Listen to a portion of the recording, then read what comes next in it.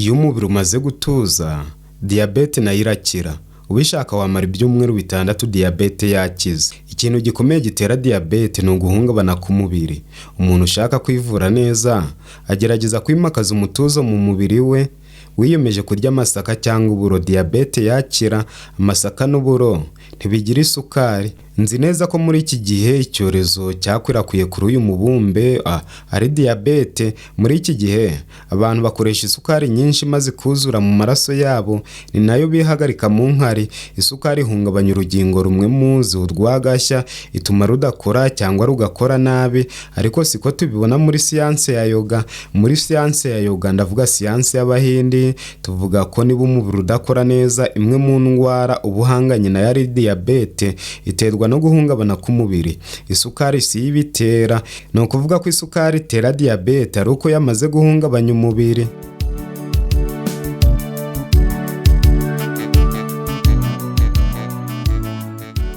Inshuti bavandimwe, uyu mwanya n'iyi saha tugiye kwibanda ku miti ine yuzuye imbaraga zihagije zo kurwanya diyabete. Iyi miti itera umutuzo mu mubiri maze isukari ikaba ku munzani ukwiriye. Ntukure urushinge kuri uyu muyoboro w'ubuzima Info Facts utarumva neza iki kiganiro kugeza ku musozo. Intego yacu ni ugukangura rubanda nyamwinshi bakamenya ibibazambya, uko babyirinda n'uko bakwivura indwara zose baterwa n'ubuzima babayeho. Kuzivura biroroshye cyane, icyangombwa ni gushyiramo imbaraga zose. Umuntu akamenya ko ari we ukwiriye kwibera muganga. Iyo wamaze kumenya ibikwangiza ukabizibukira maze ukihutira kwihaza ku bizima, igikurikiraho ni ubuzima buzira umuze. Aya niyo mabanga tudahwema kubamenera hano ku buzima Info Facts, umuyoboro ubagezaho ibiganiro byibanda ku buzima gusa. Ihutire gukanda subscribe n'inzogera utazongera gucikwa n'ibi biganiro utapfa gusanga ahandi.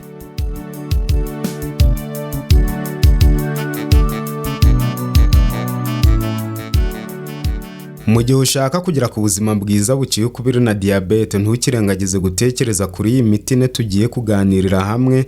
Wirinde gucikiriza iki kiganiro mo hagati, kuko ngiye kugusangiza imiti ine y'ingenzi yagukiza uburwayi bwa diyabete. Nsoza ndababwira ukuntu mukwiriye no kwitwara mukabaho mumeze nk'abantu batigeze barwara diyabete.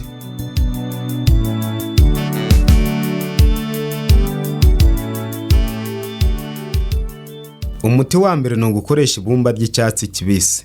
Ibumba rimaze imyaka ibihumbagiza rikoreshwa mu buvuzi butandukanye. Inzobere mu kurikoresha ni Abashinwa n'Abahindi, kuko barikoresheje uhereye mu myaka ya kera. Umumaro wa mbere rizwiho ni ukuvana uburozi mu mubiri wacu. Imbaraga zaryo zishingiye mu kunyunyuza uburozi, ubumara n'imyanda rikayikubura mu nzira z'urwungano ngogozi. Ibumba ribarirwa mu miti ikomeye yoza amara n'igifu, ikavanamo ubumara, imigera y'indwara, inzoka na bagiteri mbi itangije bagiteri nziza zibamo. Ibi bituma rivura na diyabete kuko rishinzwe no kuringaniza isukari mu mubiri. Iyo ushaka kuryivuza neza, urivanga na time. Ufata ikiyiko cy'ifu ya time n'akayiko gato k'ibumba ukabiraza mu itase y'amazi. Mu gitondo ukayungurura ukanywa. Iyo hashize isaha unywa amazi y'akazuyaze, maze ukongera gukora umuti uranywa nimugoroba. Ubishaka wakwihoma ibumba umubiri wose rikahamara isaha cyangwa amasaha 2, nko kurihoma mu kiziba cy'inda groin cyangwa mu ruti rw'umugongo ndetse no kunda muri rusange. Uyu muti urakomeye kandi mukwiriye kuwitaho. Umuti wa kabiri ni imyitozo ngororamubiri. Hari imyitozo irenga 25 umuntu yakora umubiri ugatuza, ntiyongere guhangayikishwa n'umurengera w'isukari mu mubiri. Kandi bisaba yuko umuntu ayikora buri munsi, kandi kuyikora buri munsi si ukwihanyagura no kwigora cyane, ahubwo no gukora urugendo rutoya biroroshye cyane. Umwanditsi kandi akaba na muganga w'umuhanga w'umufaransa Pamplona Rogers, mu gitabo yanditse cyitwa Croquer la vie, avuga yuko buri muntu wese afite abadogiteri 2, uko ni ukuguru kw'iburyo no kuguru kw'ibumoso. Umuntu akwiriye kugenda buri munsi kugira ngo umuntu abashe kugera kuri izi nyungu. Bisaba kwitaza abantu, ukajya ahantu hatuje nko mu gashyamba ukitekerezaho no kwiyaturiraho ibyiza. Uyu mwitozo utera umubiri kugwiza umutuzo uhagije. Nzi abantu benshi mu mateka bajya bitaza ihuriro ry'abantu bakajya kwiherera mu misozi kugira ngo bashyikirane n'Imana, baharonkera imigisha myinshi itabuzemo n'ituze ry'imibiri yabo. Nubwo akayubi ka none kamaze kwibagiza abantu uyu muti udahenze, ariko abantu bakwiriye kongera kuwerekezaho amaso kugira ngo bagire ubuzima bwiza.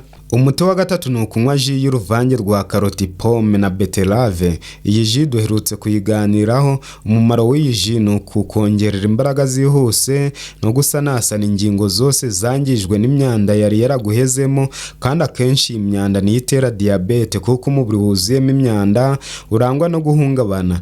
Ibyiza ni ukwiririrwa iyi ji yonyine kugira ngo ibashe gukora neza akazi ishinzwe. Ugira saa sita umeze nk'ishi itemberera mu butayu. Imiti gakondo usibye abantu bayisebye batayizi ifite imbaraga zikiza indwara zose.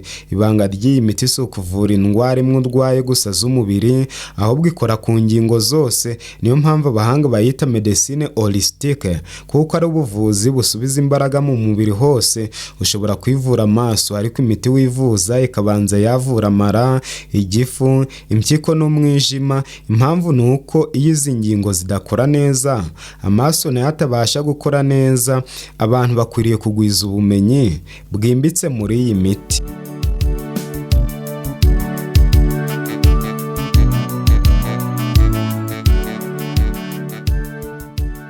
Umuti wa kane ni uburo cyangwa amasaka. Ikimbabaza ni uko abantu ba none batwawe n'ibitabafitiye umumaro. Abantu bagikoresha amasaka cyangwa uburo ni ingerere, n'ababikoresha usanga babyicisha isukari. Mbega uburetwa bukabije we! Abantu bazumva ryari koko? Ibi binyampeke byaranze ubuzima bw'abakurambere, dukwiriye kubihagurukira. Byuzuye imbaraga zihanitse mu gukiza indwara nyinshi. Uburo ni ibinyampeke byinjiza imbaraga mu mubiri buhoro buhoro. Ntushobora kugira ibibazo by'isukari wariye uburo, by'umwihariko abantu barwaye diyabete cyangwa abantu bagizwe ibisenzegeri na diyabete bakwiriye gukoresha uburo kenshi gashoboka. Nk'uko nababwiye nanzika iki kiganiro, gahunda mu mirire y'umurwayi wa diyabete ni ukubyuka anywa amazi y'akazuyaze, hashira isaha akarya ibyo kurya bihagije, yagera saa sita akongera kunywa amazi, hashira isaha cyangwa amasaha abiri akongera akarya. Amafunguro asabwa kurya ku munsi akaba ararangiye. Iyo ageze nimugoroba araryama agatuza. Nta bundi buryo wakwivuzamo diyabete ngo ugere ku musaruro nk'ubu ngubu. Kandi ahangaha nababwira yuko iyi gahunda yo kurya kuri gahunda no kurya ibyo kurya bizima ariyo iri gukiza abantu benshi. Indwara zose zari zarabahese. Abantu bari kurya ibyo kurya kuri gahunda, bakirinda uburigatirizwa bukorwa mu nganda, bakarya nibura mu gitondo no ku manywa, kandi bakanywa amazi ahagije igihe cyose habura isaha ngo barye, ugasanga bagize ubuzima bwiza. Ikigeretse kuri ibyo byose, abantu bashaka ubuzima bwiza bari kureka kurya nijoro, bya bindi abantu ba none barya uburigatirizwa cyangwa se ibifungurwa byinshi bya nijoro bagahita baryama. Abashaka ubuzima bwiza bari kubireka, maze uhereye uwo munsi bakabasha gusinzira neza, gutekereza neza, kwibwira ibyiza, kugwiza icyizere cyo muri ubu buzima. Imirimo yabo bari gukora bari kuyikorana imbaraga, kandi n'imishinga bari barasubitse bari kuyisubukura, kuko ubuzima bwiza buri kubatera gutekereza neza. Aya mabanga bari kuyakesha ibiganiro byacu badahwema kumva buri munsi, maze bagafata ibyemezo bifatika byayobora ubuzima bwabo. Mbega ukuntu bari kugira ubuzima bwiza we! Nawe ubigerageje wagira ubuzima bwiza kandi wishimiye, ugatekereza neza, ukibwira ibyiza, ugapanga imishinga yunguka, ukabana n'abantu neza, ukihanganira abagukosereza, kandi muri make nawe ubwawe ukihesha agaciro, ukarushaho kugira ubuzima bwiza burangwa no kwihesha ishema.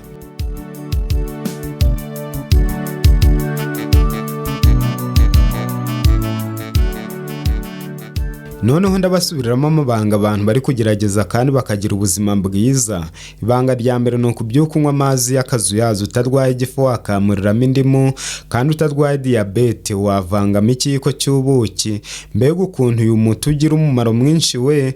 Uyu muti woza amara, woza impyiko, woza umwijima, woza urwagashya, woza amaso, woza ubwonko, ku buryo umuntu wawukoresheje gutya mu gitondo yirirwa ari gutekereza neza, ari guhanga udushya, ari kwibwira byinshi. byinshi kandi ashaka kumenya byinshi birenzeho, uyu muntu yahinduka umucurabwenge abikoze neza kandi abikoze mu buryo hashize nk'isaha yarya ibyo kurya bitunganyije neza.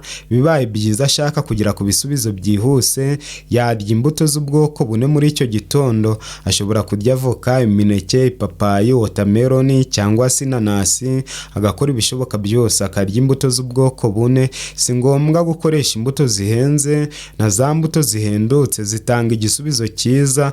Mbega ukuntu abantu bagira ubuzima bwiza bageze kuri iyi gahunda. Maze uwakoresheje imbuto mu gitondo akongera kunywa amazi mu masaha 5, hanyuma akarya hashize nk'amasaha 2. Si ngombwa kongera kurya imbuto, ariko nabwo yongeye kurya imbuto zitandukanye n'iza mu gitondo, yaba arushijeho kuba umucurabwenge ufite ubuzima bwiza.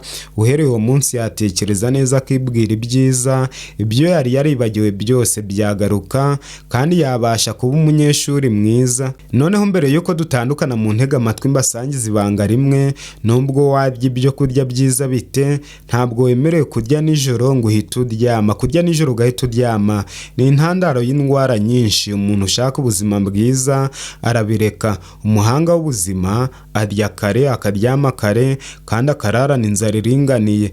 Iyi nzara ni urufunguzo rufungura ububiko bw'ubuzima bwose, kandi ni umuti wagukiza indwara zose zishoboka. Uhereye n'uwo munsi umwe gusa usinzira neza, ubyukana imbaraga, ugwiza ibitekerezo byiza kandi ubyuka ubishaka.